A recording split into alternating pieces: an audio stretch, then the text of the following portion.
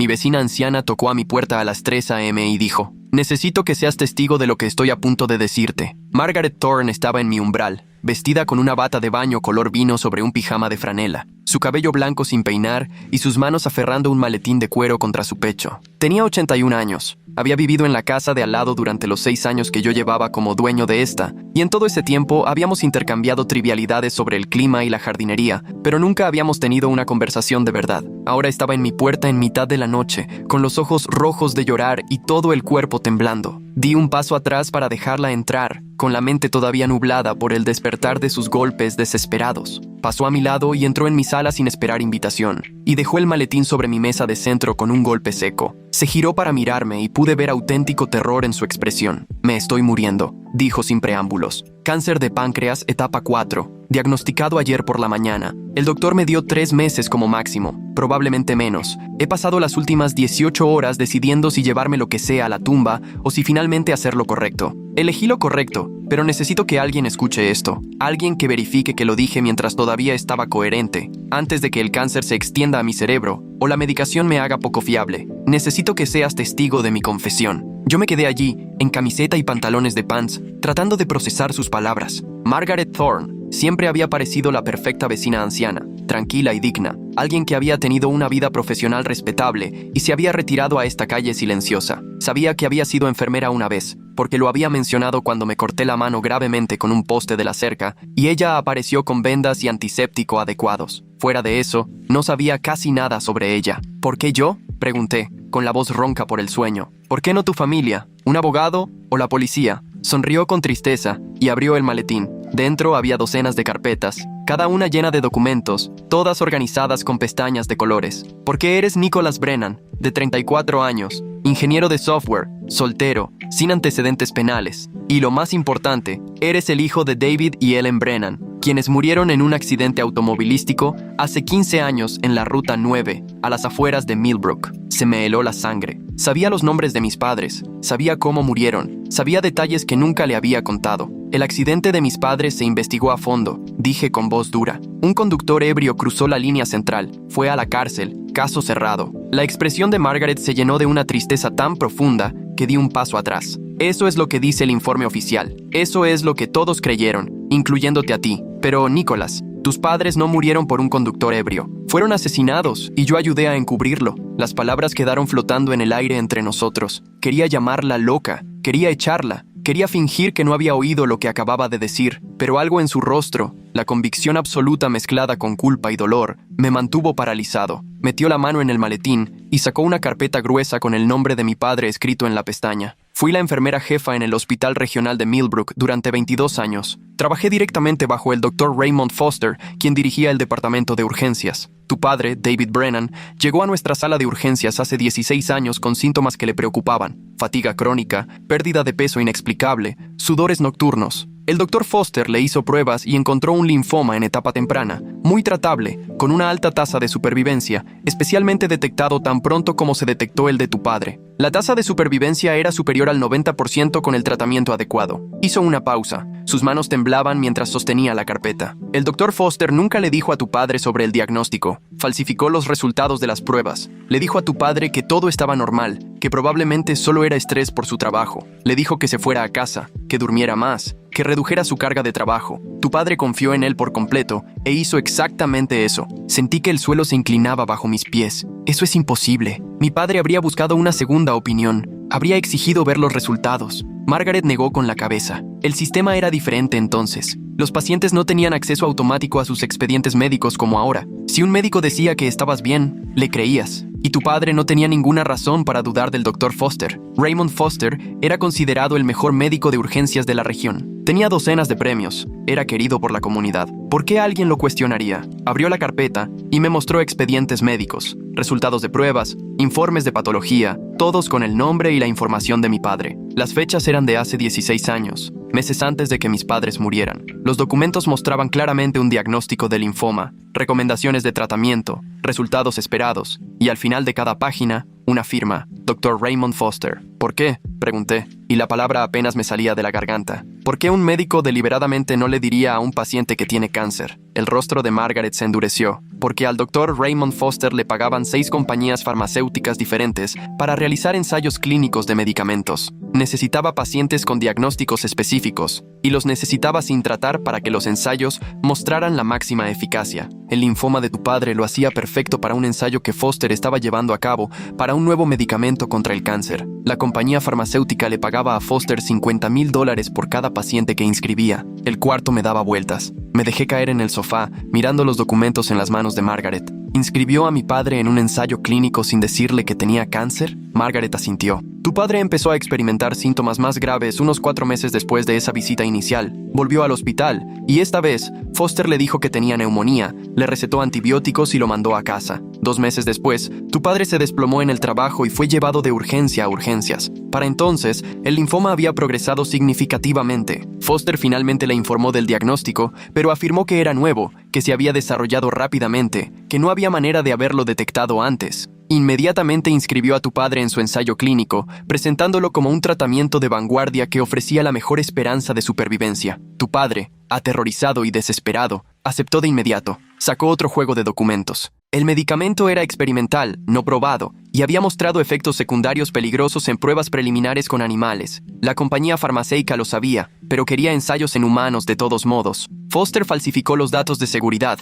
minimizó los riesgos e inscribió a 23 pacientes, incluido tu padre. Durante los siguientes 9 meses, la condición de tu padre se deterioró rápidamente. El medicamento no funcionaba y el cáncer se estaba extendiendo. Pero Foster seguía diciéndole que mantuviera el rumbo, asegurándole que el tratamiento finalmente funcionaría. Pensé en ese año, el último año de mi padre. Yo tenía 18, empezaba la universidad, consumido por mi propia vida. Recordaba a mi padre con aspecto cansado, perdiendo peso, faltando a las cenas familiares porque estaba demasiado débil. Mi madre había estado preocupada, pero optimista porque los médicos lo estaban tratando, porque el doctor Foster seguía diciendo que el tratamiento funcionaría. Mi padre murió hace 15 años, dije, con la voz hueca. ¿Me estás diciendo que murió por este ensayo clínico? Los ojos de Margaret se llenaron de lágrimas. Tu padre murió en un accidente automovilístico hace 15 años, pero no debería haber estado conduciendo esa noche. Sus expedientes médicos de la semana anterior a su muerte muestran enzimas hepáticas severamente elevadas, función renal comprometida y deterioro cognitivo, todos efectos secundarios del medicamento experimental. Yo personalmente documenté esos resultados. Yo personalmente se los informé al Dr. Foster, y él personalmente me dijo que los anotara en el archivo, pero que no alarmara al paciente, ni recomendara suspender la medicación. Tu padre debería haber sido hospitalizado esa semana, deberían haberle quitado el medicamento de inmediato, nunca debería haber estado al volante de un coche. Las piezas encajaban de forma horrible. El informe del accidente decía que se había desviado hacia el carril contrario. Supusieron que se había quedado dormido al volante. Le hicieron pruebas de alcohol y drogas, pero no encontraron nada porque no estaban buscando medicamentos experimentales contra el cáncer. Margaret asintió. Las lágrimas corrían por sus mejillas curtidas. El otro conductor, al que culparon, tenía un nivel de alcohol en sangre de 0.09, apenas por encima del límite legal. Se había tomado 2 cervezas con la cena. Conducía a casa por su lado de la carretera cuando el coche de tu padre cruzó de repente a su carril. Tu padre fue quien causó el accidente. Sus reflejos estaban mermados, su juicio comprometido, su función cognitiva se estaba deteriorando por la medicación. Pero el doctor Foster alteró los expedientes médicos finales antes de que fueran entregados a la compañía de seguros y a la policía. Eliminó toda la documentación de los efectos secundarios, eliminó los resultados de las pruebas que mostraban el estado deteriorado de tu padre. Hizo que pareciera que tu padre había estado respondiendo bien al tratamiento. El otro conductor fue a la cárcel por 8 años. Un hombre inocente cumplió condena por homicidio vehicular porque encubrimos la verdad. Me levanté tan rápido que volqué mi mesa de centro. El maletín de Margaret cayó al suelo. Las carpetas se abrieron y los documentos se esparcieron por mi alfombra. ¿Me estás diciendo que mis padres murieron porque un médico realizaba ensayos clínicos ilegales y un hombre inocente fue a la cárcel y tú lo sabías? ¿Sabías todo esto y no dijiste nada? Mi voz se elevaba. La rabia y el dolor se mezclaban en algo que amenazaba con ahogarme. ¿Has vivido junto a mí durante 6 años, observándome, sabiendo lo que habías hecho y nunca dijiste nada? Margaret lloraba abiertamente ahora. Todo su cuerpo temblaba por los sollozos. He vivido con la culpa todos los días. Quise decírtelo tantas veces. Cuando te mudaste y me di cuenta de quién eras, casi me da un infarto. Pensé que era un castigo. Tener al hijo de David Brennan viviendo justo al lado. Un recordatorio constante de lo que había hecho. Pero tenía miedo. El doctor Foster era poderoso. Tenía contactos. y dejó muy claro lo que le pasaría a cualquiera que hablara. Yo era una madre soltera con una hija que criar. Necesitaba mi trabajo, mi pensión, necesitaba estar a salvo, así que me callé y me odié por ello. Me miró, con el rímel corriéndole por la cara. Esta mujer anciana que había ayudado a asesinar a mis padres con su silencio. Pero ahora me estoy muriendo. Tengo 3 meses si tengo suerte, y me di cuenta de que preferiría pasar lo que me queda de vida enfrentando las consecuencias de decir la verdad que morir con esta culpa. He documentado todo. Cada paciente que Foster inscribió en ese ensayo, cada registro falsificado, cada pago que recibió, cada señal de advertencia que ignoramos. Todo está aquí. Señaló los archivos esparcidos. Había 23 pacientes en la cohorte del ensayo de tu padre. 17 de ellos murieron en 2 años. 5 más murieron en 5 años. Solo una sobrevivió y tiene daño orgánico permanente. Ninguno de ellos sabía que eran conejillos de indias. Ninguno de ellos sabía que le estaban pagando a Foster por experimentar con ellos. Me agaché y empecé a recoger los archivos. Mis manos temblaban de rabia. Cada carpeta tenía un nombre. Personas reales, el padre, el cónyuge o el hijo de alguien. Todos muertos o dañados porque un doctor quería dinero. Encontré la carpeta de mi padre y la abrí, viendo su letra en formularios de consentimiento, viendo su firma en documentos que había firmado creyendo que recibía un tratamiento legítimo. ¿Foster sigue ejerciendo?,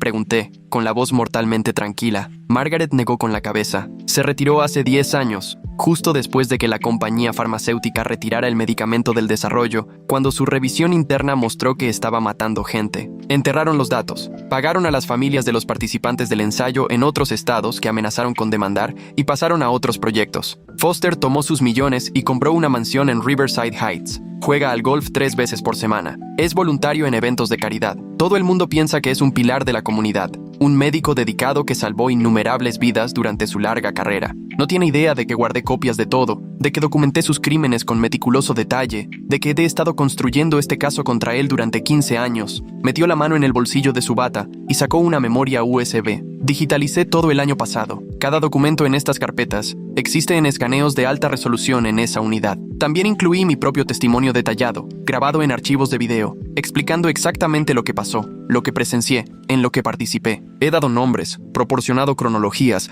incluido los registros financieros que muestran los pagos de la compañía farmacéutica a Foster. Tomé la memoria USB, sintiendo su pequeño peso en mi palma. Este objeto diminuto que contenía evidencia de asesinato, conspiración y corrupción institucional. ¿Por qué ahora? ¿Por qué esta noche? Margaret se sentó pesadamente en mi sillón, pareciendo de repente tener cada uno de sus 81 años. Porque ayer, cuando el oncólogo me dijo que tenía 3 meses, el primer pensamiento que tuve no fue sobre mi hija o mis nietos o las cosas que extrañaría. Mi primer pensamiento fue que moriría sin haber enfrentado nunca lo que hice. Escaparía de la justicia porque estaría muerta antes de que alguien pudiera hacerme responsable. Y ese pensamiento me llenó de un autodesprecio tan profundo que no pude soportarlo. Me miró directamente, sus ojos claros a pesar de las lágrimas. Necesito confesar mientras todavía pueda. Necesito que lleves esta evidencia a las autoridades. Necesito que te asegures de que Raymond Foster responda por lo que hizo y yo necesito enfrentar las consecuencias de mi propia complicidad. Fui una cobarde durante 15 años. No moriré cobarde. Volví a sentarme. La memoria USB apretada en mi puño. El archivo de mi padre abierto en mi regazo. El hombre que fue a la cárcel por matar a mis padres.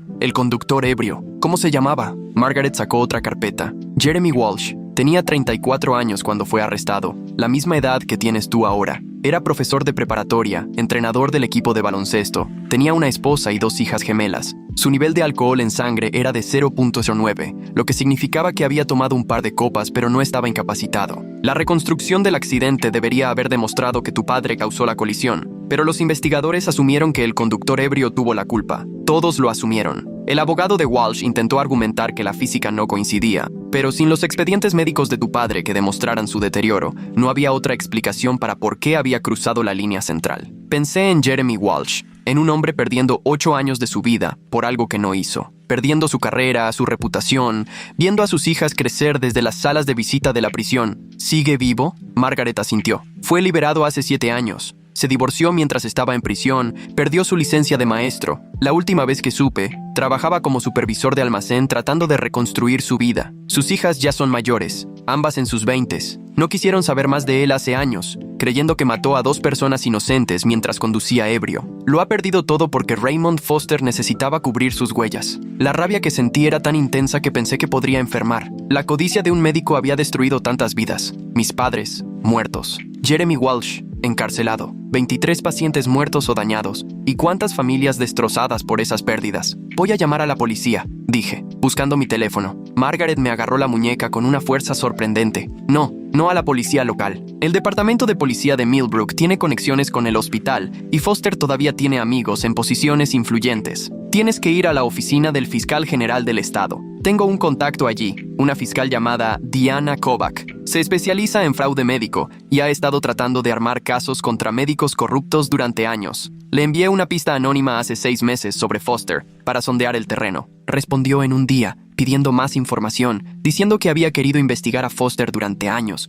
pero nunca tuvo pruebas. Sacó una tarjeta de presentación con una nota escrita a mano en la parte de atrás. Ese es su número directo. Llámala a primera hora mañana por la mañana. Dile que Margaret Thorne está lista para darle todo lo que necesita para procesar a Raymond Foster. Dile que eres el hijo de David Brennan y que tienes documentación de 23 muertes resultantes de ensayos clínicos ilegales. Miré la tarjeta de presentación, los archivos esparcidos, a esta mujer moribunda que finalmente había encontrado el coraje para hacer lo correcto. ¿Qué te pasará cuando esto salga a la luz? Fuiste parte de ello. Falsificaste registros. Guardaste silencio. ¿Lo ayudaste a encubrirlo? Margaret sonrió con tristeza. Me arrestarán, casi seguro. Seré acusada como cómplice, probablemente de conspiración para cometer fraude como mínimo. Pasaré el tiempo que me quede lidiando con las consecuencias legales. Mi hija será humillada. Mis nietos sabrán que su abuela fue una criminal, pero moriré habiendo dicho la verdad. Eso vale más que una muerte pacífica rodeada de gente que piensa que soy alguien que no soy. El peso de lo que me estaba dando se asentó sobre mis hombros. Esta evidencia trastocaría todo lo que creía saber sobre la muerte de mis padres. Reabriría heridas que había pasado 15 años sanando. Significaría enfrentar el hecho de que mi padre había sido asesinado lentamente por alguien en quien confiaba, que mi madre había muerto tratando de cuidarlo, que su último año había estado lleno de sufrimiento innecesario. Junté todos los archivos de nuevo en el maletín, añadí la memoria USB y lo cerré con cuidado. Necesito que escribas todo lo que me acabas de decir, fechas, nombres, incidentes específicos. Necesito una declaración firmada tuya, confirmando que estos documentos son auténticos y que los proporcionas voluntariamente. Necesito tu testimonio grabado de una manera que sea válida en un juicio. Margaret sacó un cuaderno del bolsillo de su bata. Escribí una declaración preliminar de camino a casa desde el oncólogo ayer. 47 páginas, a espacio sencillo, cubriendo todo desde el primer día que noté los patrones irregulares de inscripción de pacientes de Foster hasta el último registro falsificado que ayudé a crear antes de que se retirara. Todo está ahí, cronológico, detallado, con referencias específicas a los documentos en esos archivos. Lo firmé y feché ante un notario esta tarde. Me entregó el cuaderno. Pero escribiré más si lo necesitas. Testificaré en la corte. Daré deposiciones. Haré lo que sea necesario para asegurarme de que Raymond Foster se enfrente a la justicia, incluso si eso significa que pase mis últimos días en una celda. Abrí el cuaderno y leí su declaración. Su letra era precisa, su relato metódico, exponiendo una cronología de corrupción que abarcaba más de una década. Nombró a otras enfermeras que habían sido presionadas para participar, administradores de hospital que habían mirado para otro lado, ejecutivos de la compañía farmacéutica que habían autorizado los pagos. Esto no se trataba solo de un médico corrupto, se trataba de un fracaso institucional sistemático. ¿Alguien más intentó detenerlo? ¿Alguien denunció esto? El rostro de Margaret se ensombreció. Una enfermera, Patricia Nolan, expresó su preocupación por las cifras de inscripción en los ensayos de Foster. Se dio cuenta de que estaba admitiendo pacientes con diagnósticos específicos a tasas que no coincidían con las estadísticas de la población general. Documentó sus preocupaciones y las llevó al comité de ética del hospital. Hizo una pausa, su expresión sombría. La despidieron 3 semanas después por problemas de rendimiento no relacionados. Intentó luchar, contrató a un abogado, pero el hospital había documentado múltiples infracciones menores a lo largo de los años. Construyó un rastro de papel que la hacía parecer incompetente. Su demanda fue desestimada. Nunca volvió a trabajar como enfermera. Después de eso, el resto de nosotros aprendimos a callarnos. Foster era intocable, y cualquiera que lo desafiara era destruido. Pensé en Patricia Nolan, otra víctima de la corrupción de Foster. Su carrera terminó porque había intentado hacer lo correcto. ¿Sigue viva? ¿Estaría dispuesta a testificar? Margaret asintió lentamente. Vive en Granville, a unos 140 kilómetros de aquí. La localicé hace 2 años. Me armé de valor para llamarla. Me disculpé por no apoyarla cuando intentó exponer a Foster. Al principio estaba enojada, con razón, pero cuando le dije que estaba armando un caso, que había guardado toda la documentación, empezó a llorar. Dijo que testificaría, que había estado esperando 14 años a que alguien le creyera. Su información de contacto está en los archivos. Miré el reloj en mi pared. Eran las 3:47 a.m. En unas horas, tendría que llamar a Diana Kobach a la oficina del fiscal general. Tendría que explicar que la muerte de mis padres hace 15 años fueron en realidad asesinatos encubiertos por corrupción institucional. Tendría que entregar pruebas que destruirían la reputación de un hombre y enviarían a varias personas a la cárcel. Y tendría que enfrentar el hecho de que Jeremy Walsh había cumplido 8 años por un crimen que no era suyo, que su vida había sido destruida porque yo nunca había cuestionado la historia oficial. Walsh necesita saber, dije en voz baja. Merece saber que no mató a mis padres, que ha estado cargando con esa culpa por nada. Margaret me tomó la mano. Su piel era delgada como el papel y fría. Sí, y tú puedes darle eso. Puedes devolverle su inocencia. Incluso si no puedes devolverle los años que perdió, eso es algo. Nos sentamos en silencio por un momento. Esta mujer anciana que había ayudado a matar a mis padres y yo, el hijo que ahora tenía el poder de destruir a todos los implicados. ¿Esperas el perdón?, le pregunté. ¿De eso se trata esto? ¿De limpiar tu conciencia antes de morir? Margaret me miró fijamente a los ojos. No espero el perdón. Y no lo merezco. Esto no se trata de mi conciencia. Se trata de justicia para tus padres, para Jeremy Walsh, para los otros 22 pacientes con los que Foster experimentó, para Patricia Nolan y todos los demás que destruyó. No puedo deshacer lo que hice. No puedo traer de vuelta a tus padres, pero puedo asegurarme de que la verdad finalmente salga a la luz. Me levanté, con el maletín en mis manos, sintiendo su peso, el peso de 23 pacientes muertos y 15 años de mentiras. Necesitarás mantenerte cerca. La fiscal general querrá entrevistarte de inmediato. Necesitarán tu testimonio para autenticar todo esto. Margaret asintió. No voy a ir a ninguna parte. Estaré en la casa de al lado esperando lo que venga. Ya le dije a mi hija que podría ser arrestada pronto. Aún no sabe los detalles, pero le advertí que mi pasado me estaba alcanzando. Se levantó lentamente, apoyando la mano en el brazo de mi silla. Lo siento, Nicholas. Sé que es inadecuado. Sé que un lo siento no empieza a cubrir la magnitud de lo que hice, pero lo siento profunda y devastadoramente. Tu padre era un buen hombre. Tu madre era amable. No merecían lo que les pasó. Quería odiarla. Quería gritarle, echarla, negarme a ayudarla a aliviar su culpa. Pero al mirarla, a esta mujer moribunda que finalmente había elegido la verdad sobre la comodidad, sentí algo más complicado que el odio. Tienes razón, dije en voz baja. Un lo siento no es suficiente. Nada de lo que digas o hagas puede arreglar esto. Pero estás aquí, haciendo lo único que puedes hacer, y eso requiere valor, incluso si llega 15 años demasiado tarde. Ella asintió. Las lágrimas volvían a deslizarse por su rostro, y caminó hacia mi puerta. Se detuvo con la mano en el pomo. Cuando llames a Diana Kobach mañana, dile que estoy lista para entregarme para un interrogatorio formal. Dile que me declararé culpable de los cargos que sean apropiados. Dile que no lucharé contra la extradición ni usaré tácticas dilatorias. Quiero que esto se resuelva mientras todavía esté en mi sano juicio para participar. Abrió la puerta y salió a la oscuridad de antes del amanecer. La vi caminar por nuestros céspedes contiguos hasta su propia casa. Esta frágil mujer anciana, cargando el peso de 15 años de culpa. Cerré la puerta y me senté de nuevo con el maletín, sacando archivo tras archivo, leyendo historias de personas que nunca conocí y que murieron porque confiaron en un médico que los veía como oportunidades de lucro. Melissa Vance, 29 años, madre de 3, murió de insuficiencia renal inducida por el fármaco experimental. Robert Chang, 55 años, director de escuela, murió cuando su sistema inmunológico comprometido no pudo combatir una infección de rutina. Julie Brennan, 42 años, gerente de oficina, todavía viva, pero requiriendo diálisis 3 veces por semana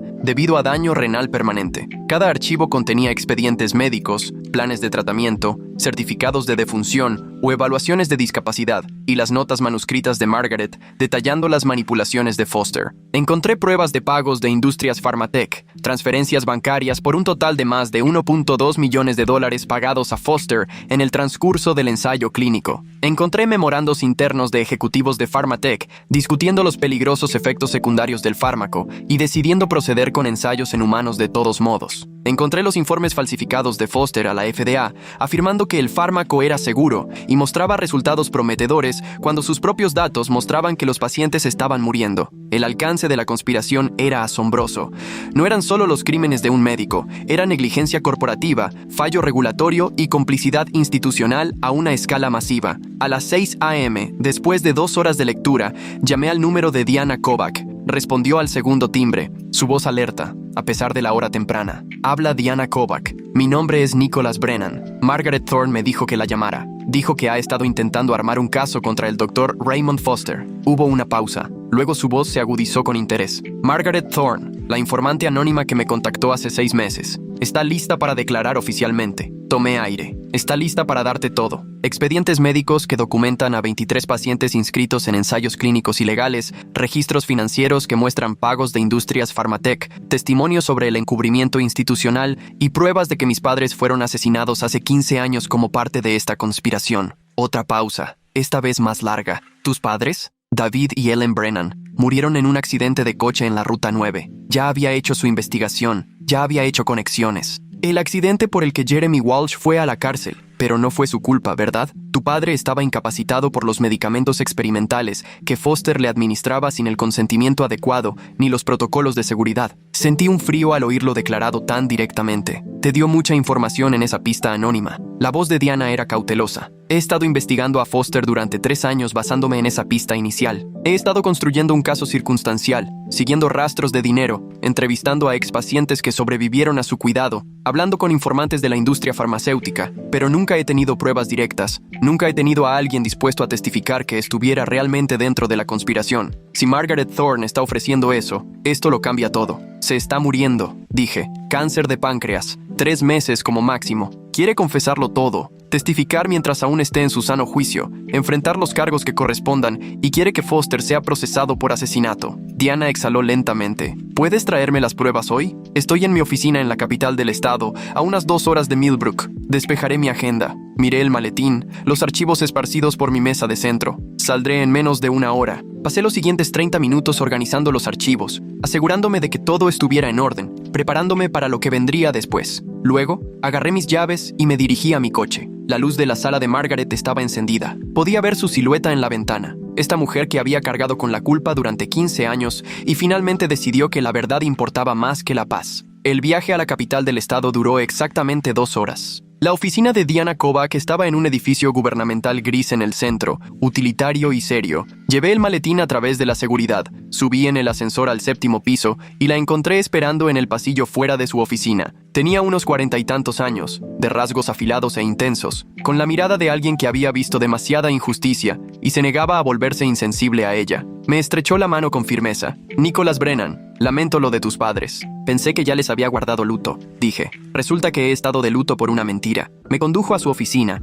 que estaba dominada por pizarrones blancos cubiertos de cronologías y notas de casos. Reconocí el nombre de Foster escrito con marcador rojo, conectado por flechas a compañías farmacéuticas, administradores de hospitales y nombres de pacientes. Había estado construyendo este caso durante años, esperando las pruebas que lo hicieran procesable. Puse el maletín en su escritorio y lo abrí. Margaret Thorne documentó todo. 23 pacientes, todos inscritos en ensayos clínicos ilegales, 17 muertos, 5 más muertos en 5 años, un superviviente con daño permanente. Guardó copias de expedientes médicos, transacciones financieras, comunicaciones internas del hospital, todo lo que Foster pensó que había enterrado. Diana se puso guantes de látex y empezó a examinar los archivos, leyendo rápidamente. Su expresión se oscurecía con cada página. Después de 20 minutos me miró. Esto es procesable. Son múltiples cargos de homicidio involuntario, fraude médico, conspiración, crimen organizado, intimidación de testigos, manipulación de pruebas. Puedo presentar cargos federales que enviarán a Foster a prisión por el resto de su vida. Hizo una pausa. Y Margaret Thorne enfrentará cargos como cómplice. Falsificó expedientes médicos. Participó en el encubrimiento. Ayudó a obstruir la justicia. Se enfrenta a 10 o 15 años si es condenada. Asentí. Lo sabe. Está preparada para eso. Dijo que preferiría morir en prisión habiendo dicho la verdad que morir libre con la culpa. La expresión de Diana se suavizó ligeramente. Eso requiere valor. La mayoría de la gente nunca lo encuentra. Sacó su teléfono e hizo una llamada. Habla Kobach. Necesito que se preparen órdenes de arresto para el Dr. Raymond Foster y otras 7 personas relacionadas con el caso Pharmatech. Les envío los nombres y la documentación ahora. Quiero que se ejecuten simultáneamente en 48 horas, sin filtraciones, sin advertencias, sin oportunidad de que nadie destruya pruebas o huya. Colgó y me miró. También voy a solicitar que se anule la condena de Jeremy Walsh. Con estas pruebas que demuestran que tu padre estaba incapacitado, que el accidente fue causado por negligencia médica y no por conducir ebrio, Walsh no debería haber cumplido ni un día. Será exonerado formalmente. La idea de que Walsh fuera absuelto después de 8 años en prisión debería haberme satisfecho, pero todo lo que sentí fue rabia por el tiempo que había perdido. ¿Puede demandar? ¿Puede obtener una compensación por encarcelamiento injusto? Diana asintió. Puede presentar una demanda por condena injusta contra el Estado. Con estas pruebas, es casi seguro que ganaría. Podría recibir millones en compensación. No le devolverá los años ni reparará la relación con sus hijas. Pero es algo. Volvió a los archivos, sacando registros financieros. Industrias Pharmatech va a luchar contra esto con uñas y dientes. Tienen ejércitos de abogados y argumentarán que Foster actuó de forma independiente, que no tenían conocimiento de sus métodos, que son víctimas de su engaño. Pero estos memorandos internos muestran que sus ejecutivos sabían que el fármaco era peligroso y aprobaron los ensayos en humanos de todos modos. Puedo presentar cargos corporativos, potencialmente responsabilidad penal para los ejecutivos que autorizaron esto. Durante las siguientes 4 horas, le di a Diana una declaración completa, recorriendo todo lo que Margaret me había dicho, todo lo que había descubierto en los archivos, mis propios recuerdos del último año de mi padre. Lo grabó todo, hizo preguntas detalladas, cotejó mi testimonio con las pruebas documentales. Cuando terminamos, era primera hora de la tarde. ¿Qué pasa ahora?, pregunté. Diana cerró su cuaderno. Ahora llevo esto a un gran jurado. Presentaré las pruebas, llamaré a Margaret Thorne como testigo y pediré acusaciones formales por múltiples cargos. Dado lo que hay aquí, espero que el gran jurado acuse en una semana. Luego arrestaremos a Foster y a los demás, y comenzará la verdadera batalla. Quiero estar allí cuando lo arresten, dije. Quiero ver su cara cuando se dé cuenta de que su pasado lo alcanzó. Diana me estudió por un momento. No puedo hacer que eso suceda oficialmente, pero te avisaré cuando vaya a ocurrir. Te mereces ese cierre. Conduje de vuelta a Millbrook mientras el sol se ponía, agotado y emocionalmente vacío. Cuando llegué a mi entrada, Margaret estaba de pie en su porche, esperando. Me acerqué a ella y me escudriñó la cara con ansiedad. Diana Kovac se presentará ante un gran jurado la próxima semana, le dije. ¿Estás segura de que acusarán? Dijo que los arrestos ocurrirán en 2 semanas. Los hombros de Margaret se hundieron con alivio. Gracias. Gracias por no haberme echado anoche. Gracias por tomarte esto en serio. La miré. Esta mujer que había ayudado a matar a mis padres, que ahora se enfrentaba a la cárcel en sus últimos meses de vida. No lo hice por ti, lo hice por mi padre, por Jeremy Walsh, por los otros 22 pacientes que nunca obtuvieron justicia. Tú solo eres el vehículo que lo hizo posible. Ella asintió, aceptando la dura verdad. Es justo, es más que justo. La fiscal dijo que enfrentarás cargos como cómplice, de 10 a 15 años si te condenan. Margaret sonrió con tristeza. No viviré 10 o 15 meses, pero moriré bajo custodia, enfrentando las consecuencias. Es lo que merezco. Se dio la vuelta para volver a entrar. Luego se detuvo. Tu padre habló de ti la última vez que lo vi. Estaba orgulloso de ti, empezando la universidad, persiguiendo tu título. Dijo que ibas a hacer cosas importantes con tu vida. Creo que ayudar a derribar al hombre que lo mató cuenta como algo importante. El gran jurado emitió las acusaciones 8 días después. 17 cargos contra Raymond Foster, incluyendo homicidio involuntario, fraude médico, crimen organizado y conspiración. 6 cargos contra Margaret Thorne como cómplice. Cargos adicionales contra 3 ejecutivos de Pharmatech, 2 administradores del hospital y otra enfermera que había participado en las falsificaciones. El FBI ejecutó las órdenes de arresto simultáneamente a las 6 de la mañana de un viernes. Diana me llamó mientras sucedía. Estamos yendo por Foster ahora. Si quieres ver esto, preséntate en 2847 Riverside Heights Drive en los próximos 20 minutos. Conduje más rápido de lo que debería, llegando justo cuando los agentes federales sacaban a Foster de su mansión esposado. Ahora tenía 68 años, de cabello cano y aspecto distinguido, con un pijama caro y una bata de seda. La imagen de un médico retirado y exitoso. Su rostro estaba rojo de indignación, exigiendo saber de qué se trataba, insistiendo en que había un error, amenazando con demandas y consecuencias. Entonces me vio de pie junto al coche de Diana, y algo en su expresión cambió. Reconocimiento, tal vez, o simplemente la constatación de que alguien de su pasado estaba presenciando su arresto. ¿Saben quién soy?, gritó a los agentes. Soy el Dr. Raymond Foster. Salvé miles de vidas durante mi carrera. Tengo premios, menciones honoríficas del gobernador. Están cometiendo un terrible error. Diana dio un paso al frente, con su placa visible. Doctor, Foster está bajo arresto por los asesinatos de David Brennan, Ellen Brennan y otros 15 pacientes que murieron como resultado de los ensayos clínicos ilegales que usted realizó entre 2004 y 2009. Tiene derecho a guardar silencio. El rostro de Foster se puso pálido. Me miró de nuevo, y esta vez vi miedo. Eres Nicholas Brennan, el hijo de David. Su voz había perdido toda su arrogancia. Yo no asesiné a nadie. Tu padre tenía cáncer. Intenté salvarlo con un tratamiento de vanguardia. No fue mi culpa que el ensayo fallara. Me acerqué, lo suficientemente cerca como para que pudiera ver la rabia en mis ojos. No le dijiste que tenía cáncer durante 4 meses para poder inscribirlo en tu ensayo. Falsificaste sus expedientes médicos cuando la droga empezó a destruir sus órganos. Le dejaste conducir cuando sabías que estaba incapacitado. Y cuando provocó un accidente que lo mató a él y a mi madre, lo encubriste y dejaste que un hombre inocente fuera a la cárcel. Asesinaste a mis padres por dinero y vas a pasar el resto de tu vida pagándolo. Los agentes metieron a Foster en la parte trasera de su vehículo y él me miró a través de la ventanilla mientras se alejaban, la realidad de lo que estaba sucediendo finalmente calando en él. Diana se paró a mi lado, viendo desaparecer el coche. Margaret Thorne fue arrestada en su casa hace 1 hora. Fue pacíficamente. De hecho, agradeció a los agentes por tratarla con dignidad. Está detenida en espera de la comparecencia. Asentí sintiéndome vacío. ¿Cuánto falta para el juicio? 6 meses. Quizás más si los abogados de Foster intentan tácticas dilatorias. Pero tenemos pruebas abrumadoras. Salvo algo inesperado, será condenado. Hizo una pausa. También he presentado una moción para anular la condena de Jeremy Walsh. El juez probablemente la concederá en 30 días. Lo contactaré personalmente para hacérselo saber. El juicio comenzó 7 meses después, retrasado por las maniobras legales de Foster, pero finalmente inevitable. Margaret testificó durante 3 días, guiando al jurado a través de cada detalle de los crímenes de Foster, cada registro falsificado, cada pago de Pharmatech, cada paciente que había sacrificado por lucro. Estaba visiblemente débil, el cáncer la estaba devastando, pero su testimonio fue claro y condenatorio. Patricia Nolan testificó sobre cómo intentó exponer a Foster y fue destruida por ello.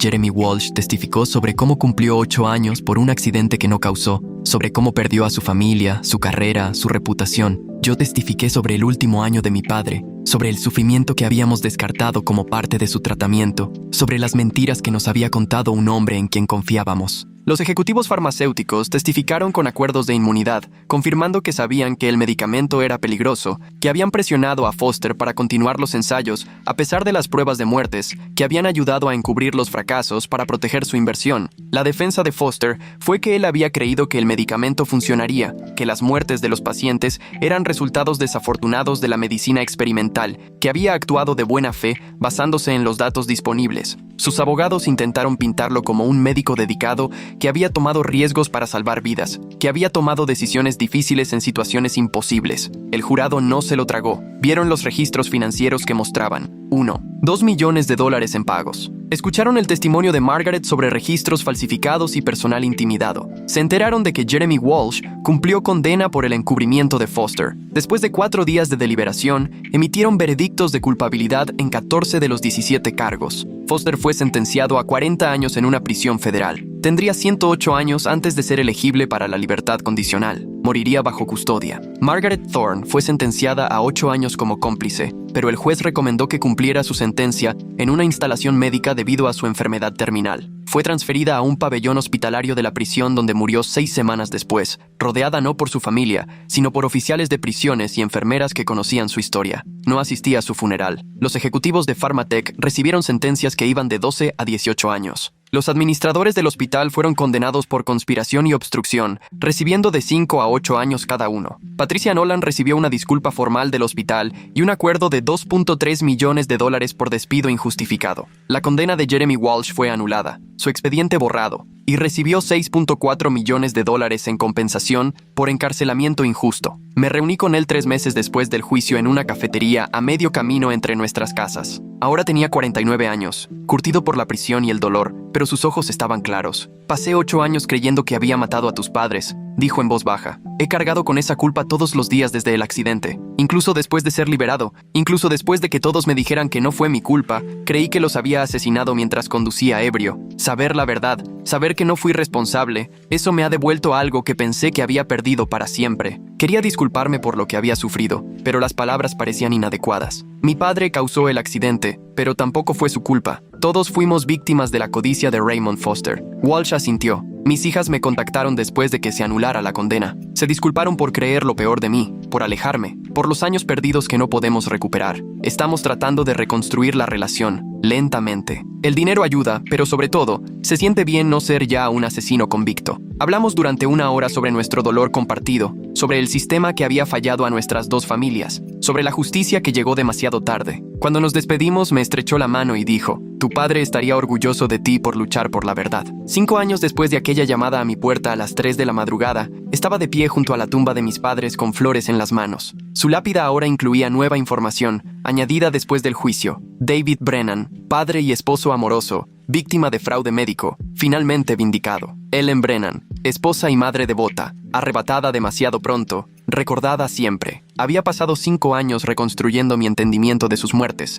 reemplazando la simple narrativa de un accidente por conducir ebrio con la compleja verdad de la corrupción institucional y el asesinato sistemático. Había testificado en 3 juicios adicionales, ya que los crímenes de Foster abrieron investigaciones sobre otros médicos y compañías farmacéuticas. Había trabajado con la oficina de Diana Kovac para reformar las regulaciones de los ensayos médicos y fortalecer la supervisión de los tratamientos experimentales. Me había convertido en un defensor de las víctimas del fraude médico, hablando en conferencias e impulsando cambios legislativos. La muerte de mi padre había sido sin sentido, una víctima de la codicia de un hombre, pero la lucha por la justicia en su nombre había tenido sentido. Las reformas que habíamos impulsado protegerían a futuros pacientes. Las condenas que habíamos conseguido disuadirían la corrupción futura. Y Jeremy Walsh había recuperado su vida, por muy dañada que estuviera. Eso tenía que ser suficiente, porque era todo lo que podíamos hacer. Mientras estaba allí, pensé en Margaret Thorne, en su decisión de las 3 a.m. de confesar, en su elección de morir enfrentando las consecuencias en lugar de llevarse los secretos a la tumba. Había sido una cobarde durante 15 años y valiente durante 3 meses. Todavía no podía perdonarla, pero podía reconocer que su último acto había importado, que su testimonio había sido crucial, que su valor había llegado demasiado tarde, pero que aún así había marcado la diferencia. La verdad era sucia, complicada, y le había costado a casi todos los implicados algo precioso, pero seguía siendo la verdad, y la verdad todavía importaba, incluso cuando el precio era devastadoramente alto.